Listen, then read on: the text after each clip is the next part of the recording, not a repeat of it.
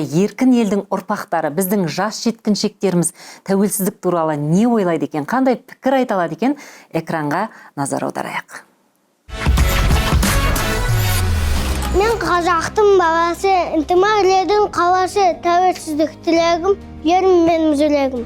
Тәуелсіздік таңныры, ашылады бар жыры, күн астына күлемдеп, жайнайды елдің тағдыры.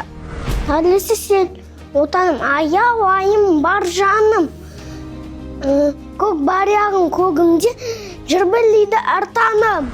Көк тумен күлімдеп, арайлайым әр күнім. Тәуелсіз ел болған соң, бақытты ғой әр күнім. Тәуелсіз ел Қазақстан, жақырай бер жасаман. Көк байрағын желбелеп, мақтанышым өз отан.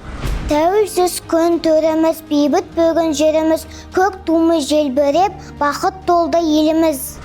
Мен оның түнінсем, күнсем, ағынды өзен асқартау гүлінсем. Мен оның қасиетті тілінсем, мен оның құдіретті үнсем.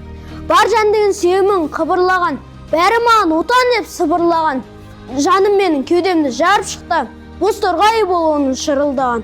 Отан, отан бәрінен биік екен, отанды сүймеуің де күйік екен, отанды сүйуің де күйік екен.